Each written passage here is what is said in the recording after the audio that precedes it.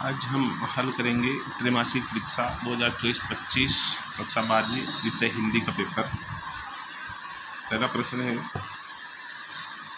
आत्म परिचय कविता के कवि कौन है? इसका सही उत्तर होगा हरिवंश राय बच्चन। दूसरा प्रश्न है, भक्ति रचना है, इसका सही उत्तर होगा संस्मरणात्मक रेखा चित्र। अगला प्रश्न है, टीवी पर प्रसारित खबरों में सबसे महत्वपूर्ण है, तो इसका सही उत्तर होगा उपरोक्त सभी। अगला प्रश्न है, वीर रस का स्थायी भाव, इसका सही उत्तर है उत्साह। 9-2-11 होना मुहावरे का अर्थ है, सही उत्तर है भाग जाना। सिल्वर वेल्डिंग के लेखक कौन है? सही उत्तर है मनोहर श्याम जोशी। अगला प्रश्न है, रिक्त स्थानों की पूर्ति करें। पहला है, आत्मजयी प्रबंध काव्य के रचनाकार खालिस्तान है, सही उत्तर होगा कुंवर नारायण। बाजार दर्शन एक महत्वपूर्ण गद्य विधा है, सही उत्तर है निबंध। जूझ मराठी कहानी का हिंदी में अनुवाद खालिस्तान ने किया था, सही उत्तर होगा केशव प्रथम वीर ने। अगला प्रश्न, समाचार लेखन खालिस्तान शैली में होता है, सही उत्तर होगा उल्टा पिरामिड। अगला प्रश्न है, रस के प्रमुख अंगों की संख्या खालिस्तान होती है, तो सही उत्तर होगा 4। भी शब्द का उदाहरण है निपात शब्द का। अगला प्रश्न, सत्य असत्य कथन। पहला प्रश्न, कैमरे में बंद अपाहिज कविता के कवि रघुवीर सहाय है, सत्य कथन है।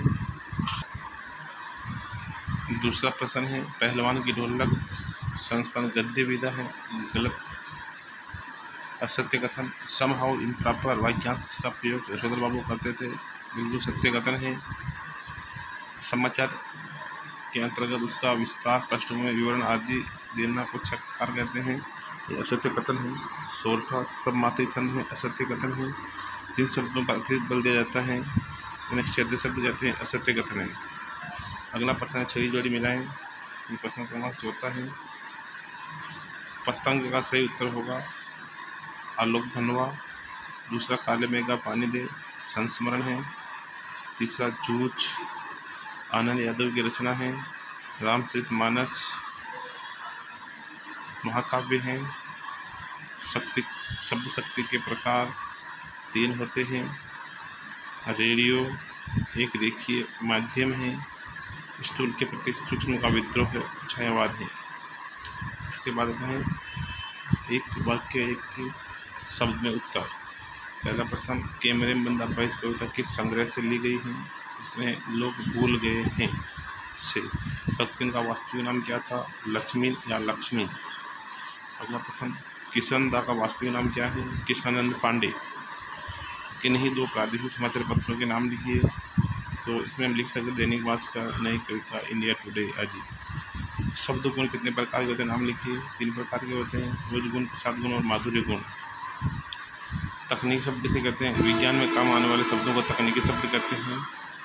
कनक शब्द के 2 पर्यायवाची शब्द सोना, स्वर्ण आदि हैं।